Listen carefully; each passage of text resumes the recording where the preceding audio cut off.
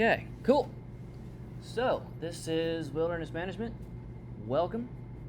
Forestry 470. This is senior level and graduate level class.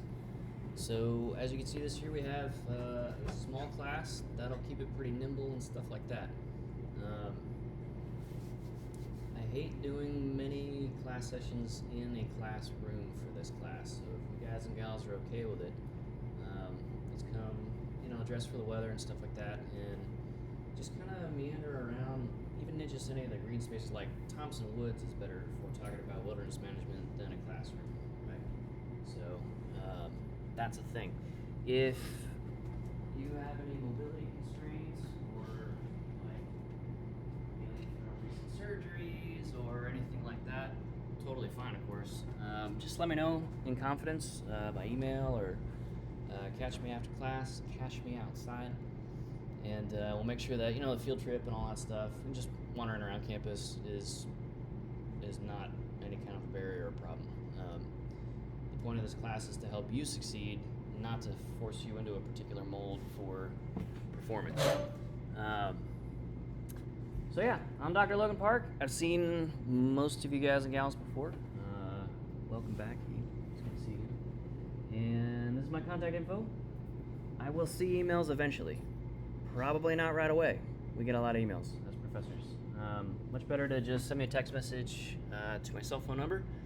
I'll post the syllabus here on our course website so everybody can grab a copy. And happy to answer questions, just off the wall stuff, class stuff, career stuff, whatever. Totally fine. Most of us here in forestry, at least, are pretty into seeing you guys and gals get on to the next good thing career-wise. So whatever off-the-wall questions you have, somebody else has probably wondered the same thing. Don't be shy. Office hours in the afternoons, Tuesdays and Thursdays, like today. I'm usually around, my office other times as well. But if you need to catch me to schedule like a particular meeting because you can't make this time, and you got a full class schedule or a full work and class schedule, something like that, totally happy to set up something else, whatever, not a big deal. Let's grab some lunch together sometime. So my office is 194D. It's all the way down the forestry wing on the right hand side. It's the last office cluster there before Thompson Woods, out the door. And you're always welcome there, of course. Let's see. So our class this is, I believe, straight out of the course register, the catalog. So we're all on the same page. Study of career management philosophy and practice in America's wilderness. So America is a pretty big key word in this. America is different. We're built different than other countries in terms of wilderness designation and management. We kind of led that charge in some real ways, aside from some Aboriginal organizations in the global south. So we're going to focus in this class mostly on the American scene because that seems to be where most of my students are headed career-wise otherwise.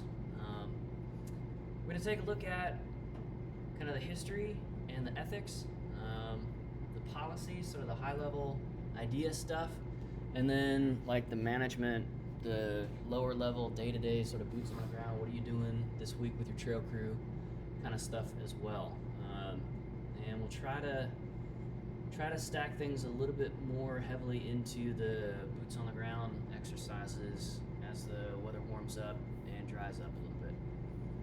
We're going to discuss the evolution of wilderness idea because that is a very new idea, and one closely tied to technological development and in particular the energy revolution. So we're going to take a look at some famous in the industry folks that kind of set us on this course because a really pretty small group of people sat down to figure this stuff out and kind of hammer out draft one of the legislation that created all this. But they found support in millions and millions of people, and the idea took flight pretty quickly once they floated it to the public. So the specific choices that those individuals made, down to the specific words they used in like kind of the advertising for the legislation,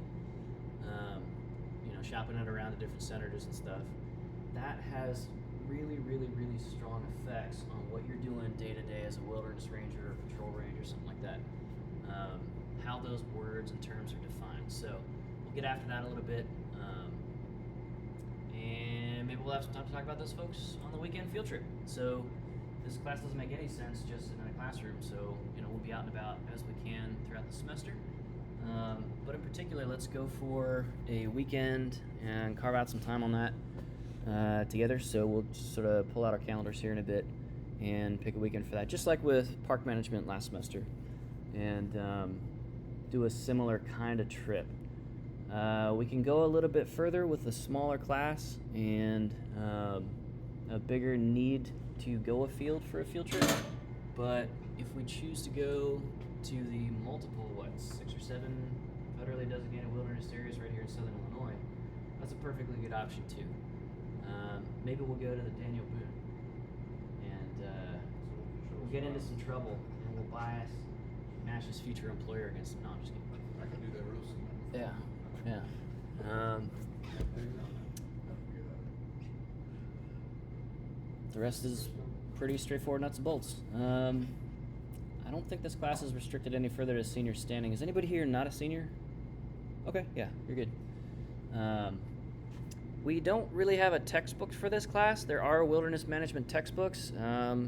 They are few and far between, and the ones I like best are super old, so I turn them into PDFs, and the principles in them are basically timeless, and then we'll update sort of the outdated management tactics and stuff like that with what like Park Service, Forest Service, Fish and Wildlife actually do these days on the ground. So we are going to need for this class some backpacking gear.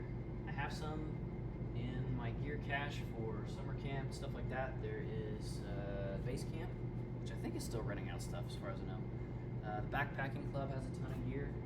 They house their gear in my lab, so we can borrow from that if we need it. And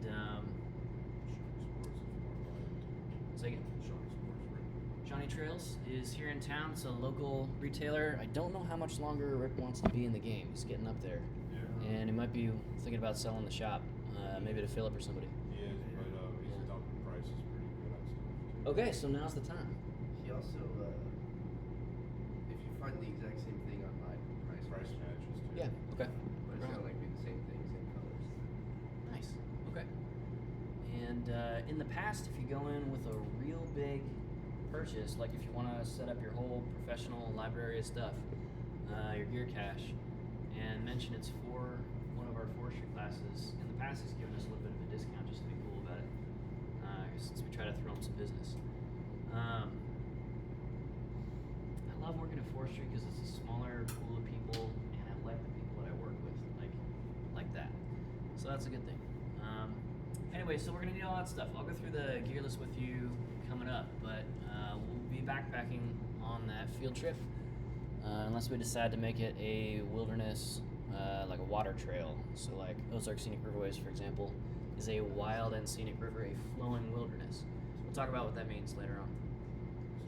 Definitely gonna want a rain waterproof field notebook for this class. Just, if it's raining or training. And ticks are bad. And with climate change, one of our first units in this class, we'll see the tick habitat map is expanding year on year, and we're getting ticks, and in particular the tick-borne illnesses that they vector. More and different varieties of those now in southern Illinois. Like, this is happening in real time. So long work pants, long sleeves, recommend light colors for those.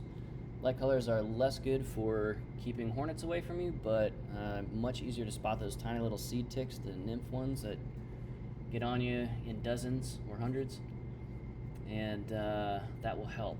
If you are comfortable putting something like permethrin, which is a chrysanthemum-based contact nerve toxin for insects. It also stings like heck if you get it in a cut on your legs. So, gentlemen, don't shave your legs too much in this class. If you're comfortable using something like that, would recommend some kind of tick control thing just for this class and, all your other labs as well. But understand that those are some pretty hefty chemicals, like DEET, for example, which is designed to be put on the skin. It's not designed for that, but it's a World War II era plastics solvent. So stuff like concentrated nitric or sulfuric acid doesn't dissolve plastic. DEET does. And your DNA, as it turns out, is a polymer much like plastics. So be careful with these chemicals, but decide your comfort or tolerance for risk on tick-borne illness like Ehrlichia or Rocky Mountain spotted fever or Lyme or whatever, versus the risks of slathering yourself in stuff that dissolves plastics. So, check it out. We've got a whole bunch of options there. Permethrin in particular is a sensitizing chemical, meaning if you start to develop a reaction to it, like urticaria, so when you drag your nails across your skin, you break out in hives right there for an hour or two. That's an ongoing process. You'll get more of that the more you use permethrin on your clothes, and it transfers a little bit to your skin. So just be aware of that stuff. You want to talk about professional hygiene and safety and stuff like that right from the get-go. So think about this stuff. Don't just run to Rural King and get like the gallon bucket and wash all your clothes in it. Remember your tree ID class. Is everybody good on poison ivy, poison oak, sumac, stuff like that? All right, cool. We'll be good to go on that. Say again? Is it the endangered method of the forest? Yeah, that should be on there. That is generally a concern on the Shawnee as well. So we have a bunch of stuff to accomplish in this class. The learning objectives basically break out in a little bit more detail. I'm not super happy with how this is laid out for this year, so I want to revise this a little bit. So you might see some changes on the draft that goes up on our course website. But this gets the general picture for our semester. So we want to get at the history and the current wilderness management philosophy and practice, which is a pretty big objective. So that's going to be kind of all semester long.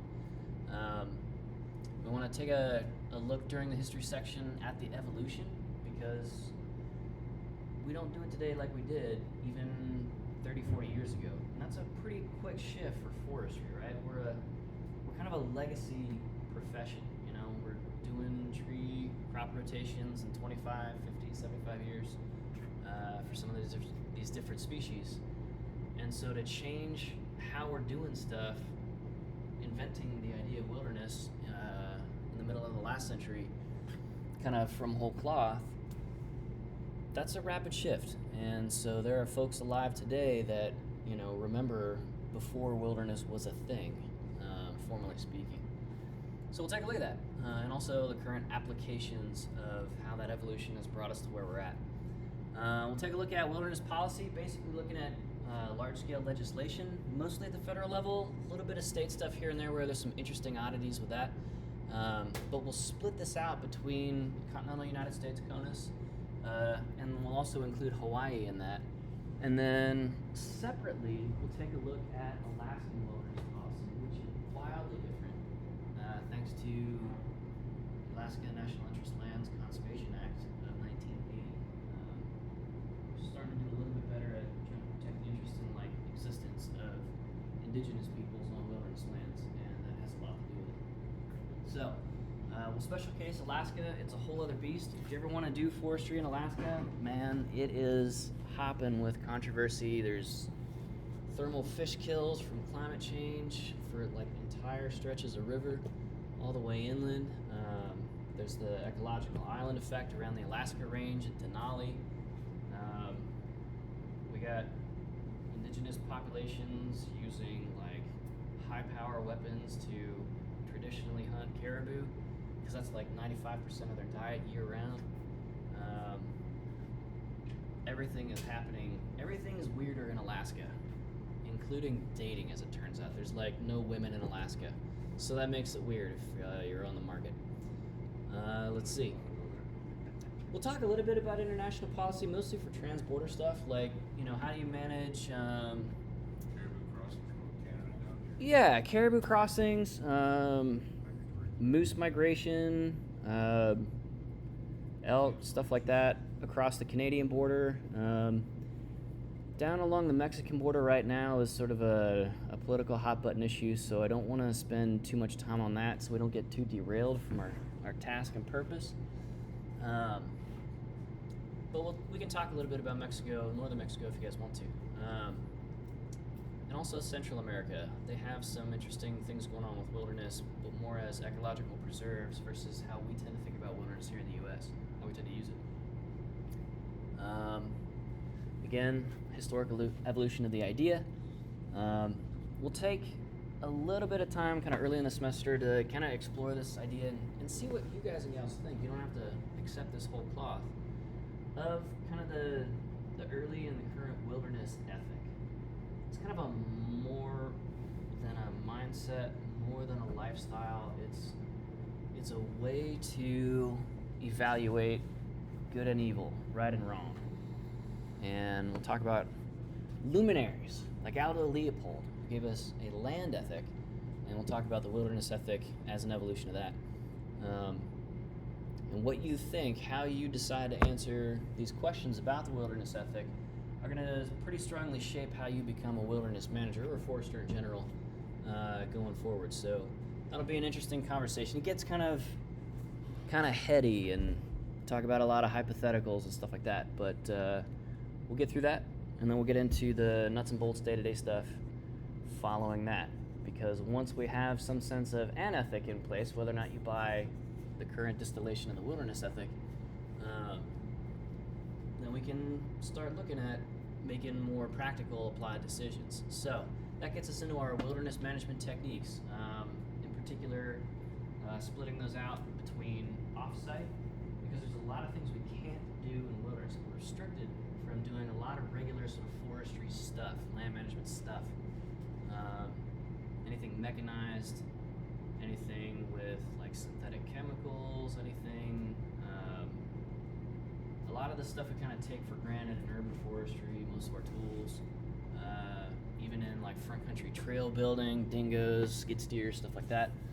None of that flies in wilderness. And we'll also talk about dealing with people who fly over wilderness and use planes, like float planes, to access wilderness by mechanical means, where you can't drive onto that same wilderness or even ride a bicycle onto that wilderness, because a bicycle is mechanized transport too. So that's an interesting thing. So we'll talk about how do you do a whole lot of the management, like not even inside the perimeter of that space. How does Forest Service manage these 6 or 7 wilderness areas? How does Crab Orchard manage wilderness areas? By really managing around the wilderness and letting that kind of spill into the wilderness ecosystem, or the ecosystem that the wilderness is based around. And then we'll also, kind of the more interesting part for me is what's the basic on-site stuff? How do we build, design, maintain, monitor the quality and effectiveness of trails and campsites, archaeological sites? We're not really building archaeological sites, we're building away from them, but stuff like that. And we're doing all this building and maintaining in a space where any evidence of human occupation needs to be minimal or removed from the landscape.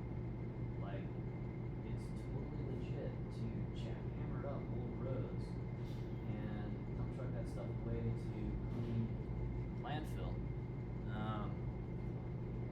And let the site renaturalize or actively do restoration ecology to get rid of that sign of human use in the wilderness, which is weird. Like, we work so hard to cut roads through, forest roads through forested areas, right? The Forest Service maintains, what, 250,000 miles of forest roads? Like, that's hard-ass work. And here we are getting rid of that stuff on purpose because we have to for wilderness management. So this is different than like regular park management. We want to set some clear distinctions on that. All the stuff we sort of assumed last semester in park management doesn't necessarily apply here at all. We'll talk about the sort of application of wilderness ethic. So that looks like leave no trace. Everybody familiar with leave no trace, right? Hopefully you've at least heard of that. Yeah. We'll talk about each of those principles and talk about how those were developed. one of my PhD advisors back in the day. Basically ran the research board for Leave No Trace and helped kind of update their principles into something much more functional and useful. So we can deep dive into that if you want. We'll take a look at how climate change, climate destabilization is kind of forcing how wilderness managers can do what we can do. And it's kind of moving some goalposts on us pretty fast in some of these places. Some wilderness areas are fairly high elevation or high latitude. That's where we tend to see a lot of these impacts multiplied. We don't tend to have a lot of coastal wilderness areas in the traditional sense, but we do have like marine protected areas and stuff like that run as wilderness. And climate change is also hitting coastlines pretty hard in some parts of the world. So, you know, like what is the natural target that we're aiming towards, that we're managing towards in wilderness areas? What if it's completely different than what is going to be sustainable or resilient in that particular spot 70 years from now, right? I mean, 70 years from now is still technically within y'all's lifetime. And it's going to be pretty different. Places like London, for example, on track to be 6 degrees warmer by 2060. That's a lot. We'll have the climate of central Italy in London. That's going to be different. We'll see how those pale Brits adjust to that. Anyway, so we'll talk about climate change, take a look at some studies that are trying to figure out, okay, so what do we do now that we know some of this stuff? And kind of later in the class, once we have a sense of what we're talking about, we're going to try and reach out to some wilderness practitioners, wilderness rangers, managers, planners, ecologists, archaeologists, stuff like that, to capture kind of what's the current status of things for those of you who want to go into, field land management kind of stuff. Having a wilderness practitioner perspective on that is a pretty cool thing. Hey, what's up?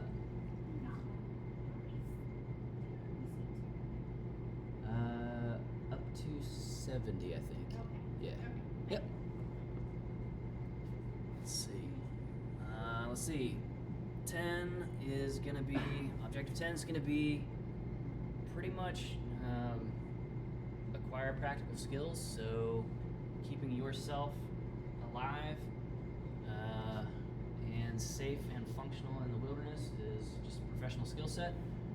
It's not particularly remarkable. It's just a lot of common sense stuff, but it's pretty well codified these days, so we'll run through a lot of that stuff. If you don't have much experience backpacking or camping or something like that,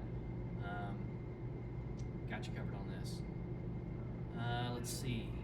Finally, throughout the end of the semester, we want to look for some kind of summative thing. So I'm leaving this a little bit open-ended as the last item on our learning objectives list, so that we can customize this a little bit more towards y'all's career plans. Planning on going into forestry land management, and it makes sense to put together a wilderness management plan as part of your portfolio for when you're applying to stuff. If you don't want to do planning ever again, you never want to see a GIS environment ever again, then maybe a management plan's not the right thing for you. So we'll have that conversation a little bit later in the semester, and pick for each student what kind of makes the best sense for you as you understand your current plans coming up. Okay? Cool. Any questions on sort of the summary of the class, learning objectives? That's the main thing. A lot of the rest of the stuff is just boilerplate. We have grades in this class. Mostly the on-site labs and in-class discussions, stuff like that. Maybe some quizzes if we get to it. And the final exam may be that summative project. We'll talk about that. Again, no textbook for this class. Save your money. I have a bunch of PDFs on our course website that I'll open up to you guys here shortly, and direct you to some pretty useful readings on there. Highly recommend downloading and printing out those PDFs so that you can mark them up, so that you're not fatiguing your eyes, and so that your brain can process stuff on a printed page instead of on a backlit screen You will literally learn better, remember better, and be able to critically use that more effectively in the field. And we'll talk about our field trip in more detail later on. Again, if you have any sort of health concern, mobility, if you have any individualized learning needs, like a note taker or something like that, extra time on quizzes if we have them, that kind of thing, that's all fine, right? Run the individualized learning needs requests through the Achieve program. If that's you, you already know what that is. Run through that, we'll get that all set up for you, no big deal. And if you have any kind of health concern, food allergies, mobility, I had a student one time who had a legit allergy to breathing freezing temperature air, caused severe bronchitis, like hospitalization level bronchitis, and it could lead to pneumonia complications. So like we just, move the field trip later in the spring for that student, and it's fine. Like everybody's built a little different, no big deal. Or if you need like refrigerated medications, that's cool too. We can figure that out. Dry ice is an amazing thing. All right, let's see. This is our topic structure. This basically reflects the learning objectives as they go. And no need to say that stuff twice. Final exam period changes every year, so look it up on registrar.sau.edu. I'll remind us of that as we get closer to it, as those questions inevitably start. I'm delighted to give you a strong reference based on your performance in class and in labs and stuff like that. We're kind of getting into the tail end of the season to apply for federal and state stuff these days, so if you don't have plans for the summer lined up yet, November is the time. But we'll start seeing some second wave, like repostings of federal jobs and stuff like that if you're interested in that. So if you want to get an act together on that, let me know, and I'm happy to help you with that. Sit down with you on your resume and talk interview strategy and practice questions and stuff like that. So we got you back on all of that stuff. I don't think any of you guys are grad students, is that correct? Yeah, okay. So don't worry about that. If you gotta miss a class session, that's fine, it happens. We're all big boys and girls.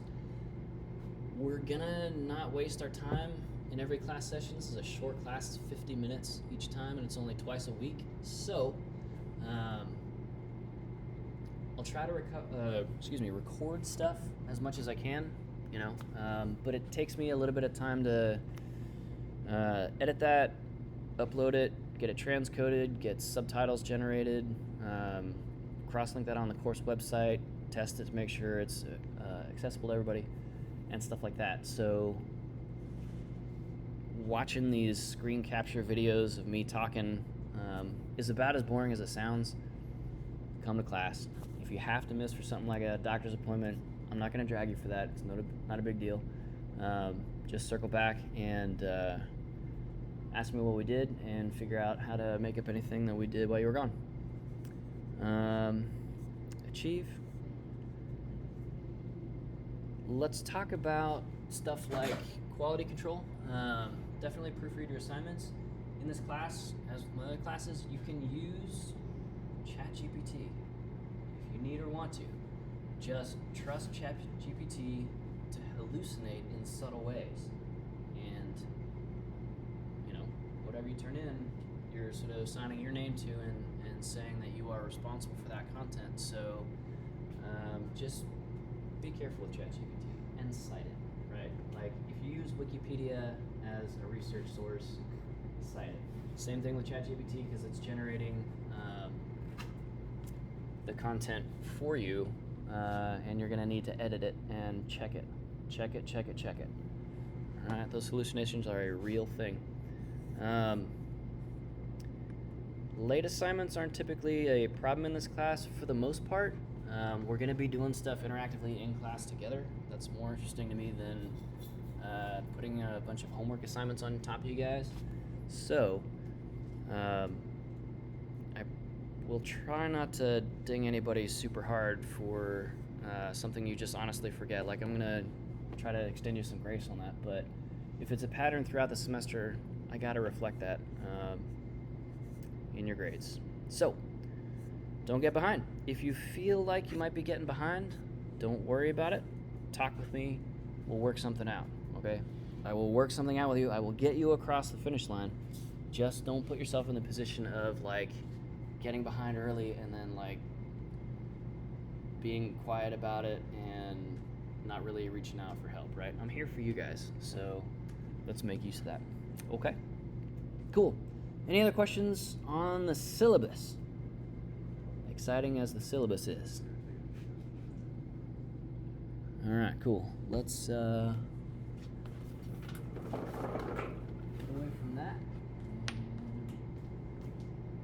You have a sheet of paper. Go ahead and pull that out. We're gonna do what's called a pre-assessment. So this is a short quiz. It is not graded.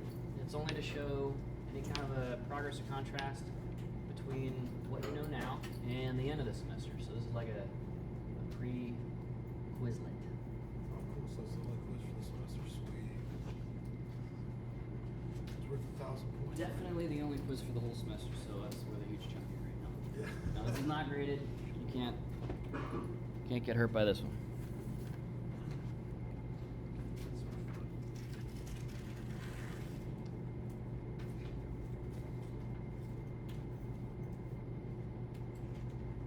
All right. Throw your name on there. And again, this is just to see what everybody already knows. And if everybody already knows like the first 3 questions, we're gonna skip pretty fast to that stuff and get into more interesting things sooner. If everybody does not know the first couple questions, so I'm sure we just get going up before we advance. All right, first question. Who was Howard Sonnenheiser? 1 to 2 sentences. Howard Sonnenheiser.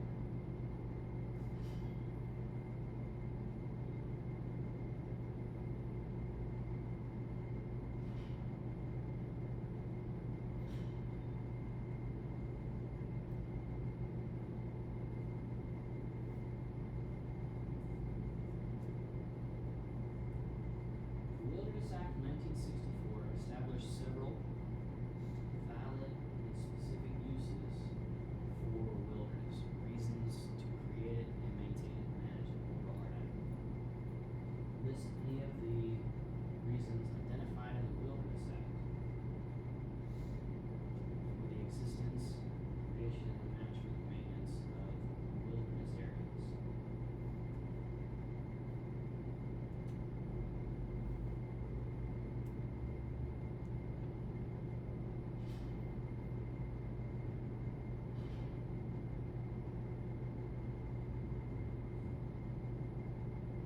You have to make up the answer. Make it creative and bizarre. Creating quizzes is fun. Alright. Question 3. What is a parcel of land designated as before it becomes a wilderness area? What is its designation for management? What's it called before it gets called a wilderness area? In the stage before.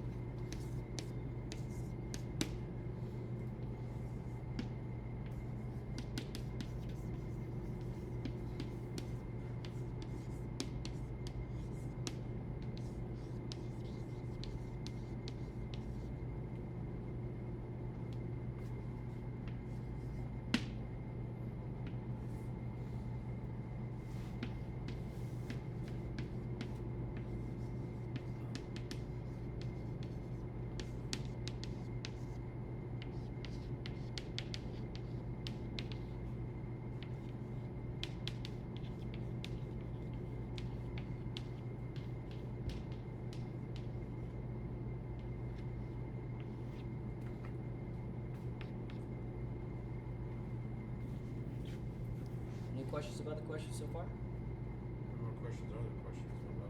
Say again. What more questions about questions are there? Until we feel we're good already. Yeah, that's good. That's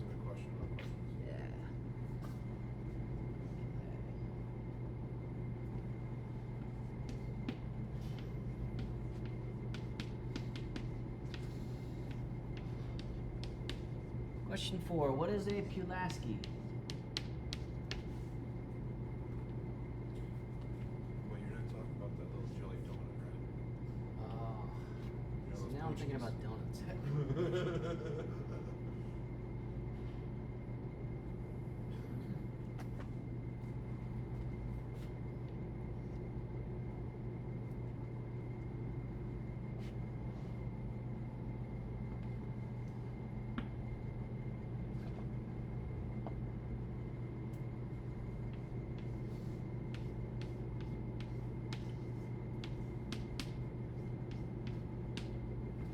And one sentence, doesn't have to be an essay or anything.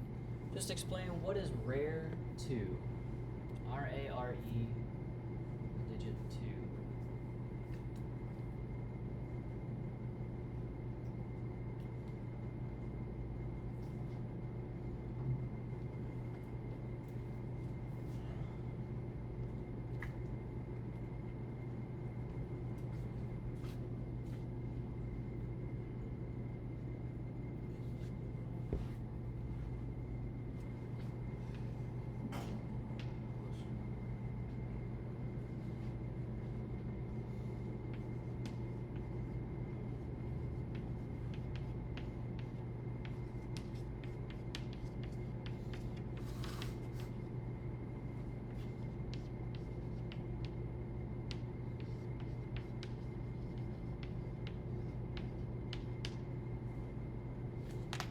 Mentioned before that stuff like bicycling, off-road trucking, dirt biking, stuff like that, not permitted in wilderness, period, because it is mechanized use. However, for management purposes, you can sometimes find the use of mechanized equipment, up to and including highly mechanized items like helicopters. When is it okay to use a helicopter in the wilderness? What criterion is used to figure out, what rule is used to figure out when you can use something like a helicopter in the wilderness, which is otherwise totally forbidden? Cannot put down cocaine bear, correct? I tried to watch Cocaine Bear, and I had to stop after about half an hour because I was running out of space on my iPad for screenshots for spicy memes. There's just so much.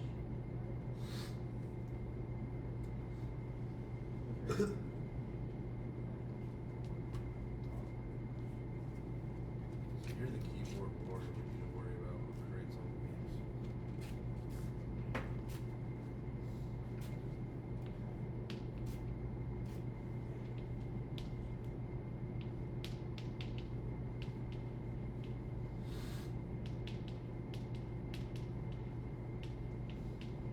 Question 7. What's the difference or distinguishing factor about Eastern wilderness?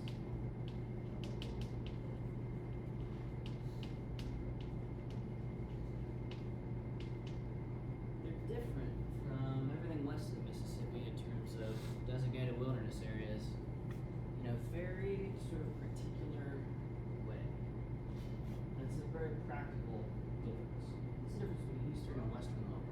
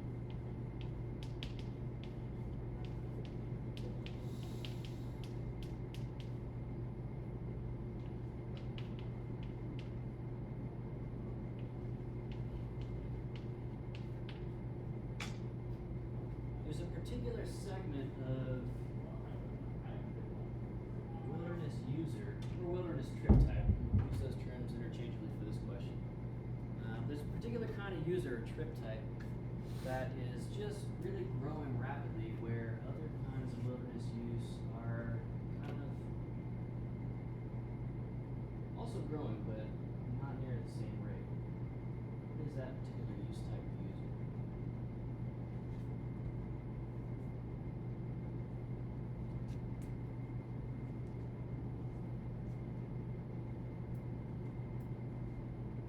Talk about how to manage for that increasing user type these days.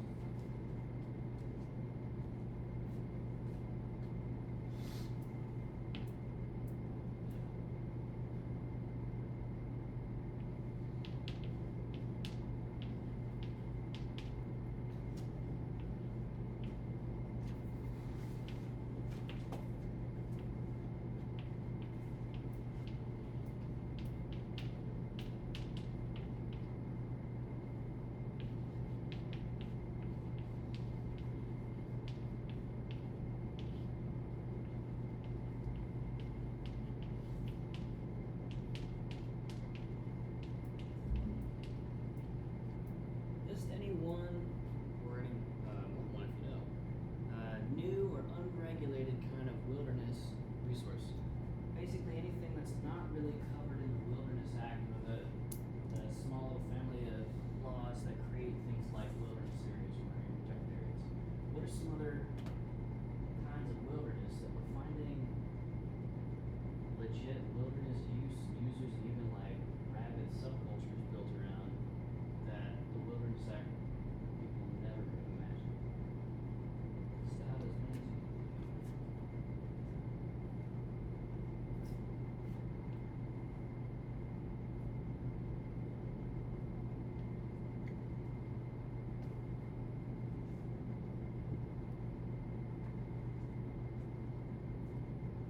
Last question.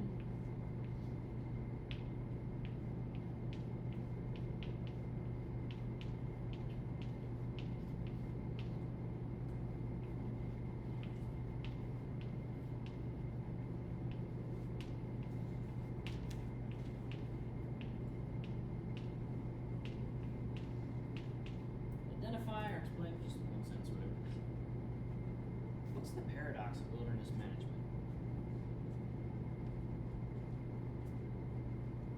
The core tension present that nobody has been able to remove, solve, fix, is the core paradox of wilderness management.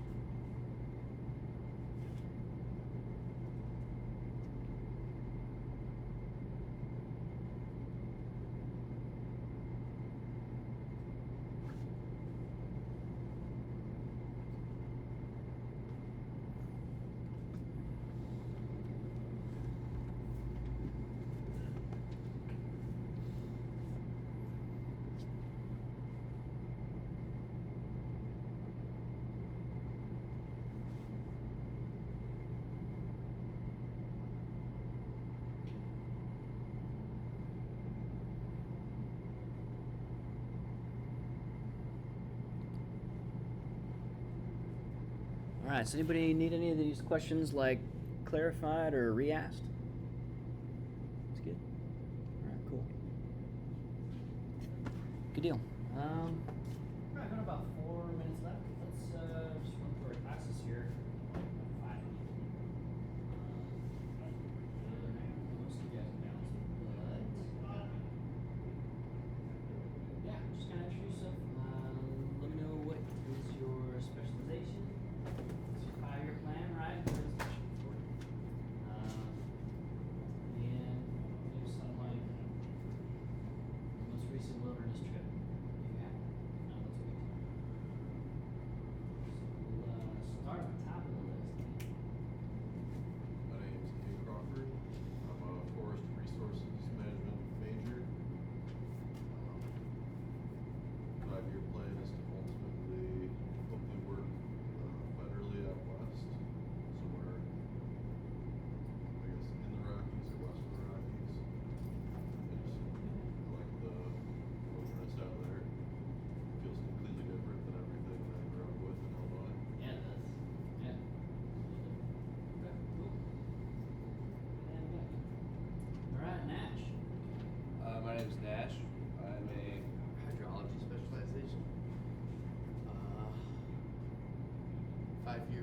just got a job with the Forest Service, and then my most recent wilderness or outside recreation use was hunting in Oklahoma.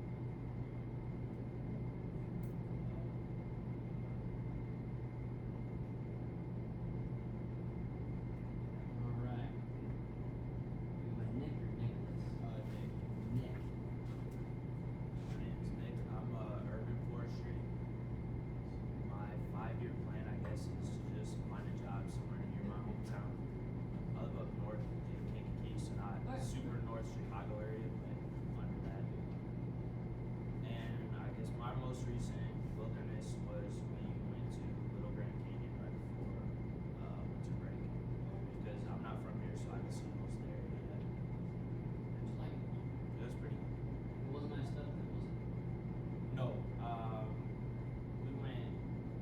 I don't think it was icing up like at all before winter break started. Cool. What'd you think?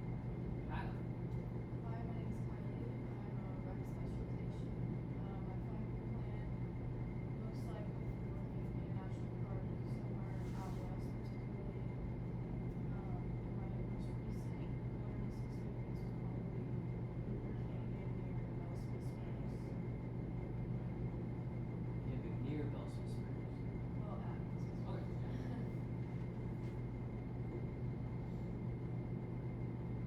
That's a pretty spot. Did you like it? Yeah. Where is it? Talk to someone.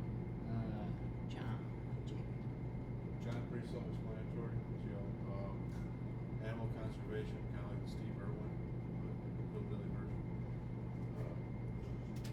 5-year plan, just to get a job and just get closer to retirement age.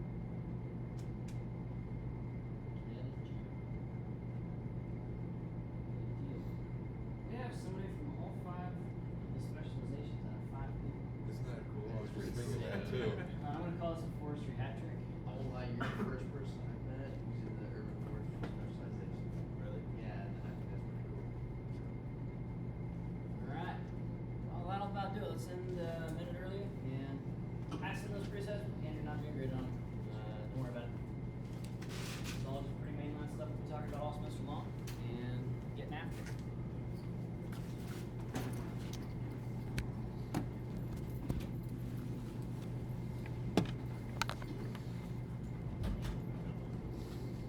Must have been after my one of their class. So I know you made your lab. Yeah, should be done. Cool. They don't get sushi.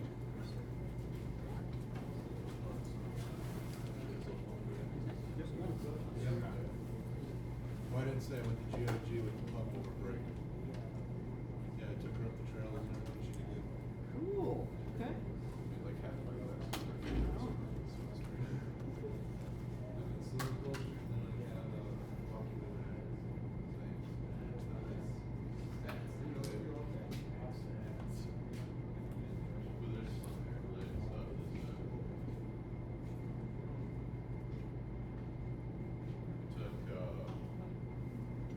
Agribusiness last semester, West Moon. Uh-huh. There was like nothing related to agriculture at all. Was it all just like macroeconomics or something? Or? Yeah, sort of it's like some microeconomics and it just, yeah. It's weird. Nothing about. Yeah, there are these 2 really good resource factors, really right? down hardcore Timber. This picture from I'm a little bit surprised to hear that. I don't understand what the rationale is. Was there a bunch of Take folks? it back. There was one question on the final. I know, yeah. That was related to the fall. Kids there. So that was the only natural thing. One question on the final. Cool. Yeah. So you made it the whole semester unscathed. All right. Were there a bunch of folks who were like taking it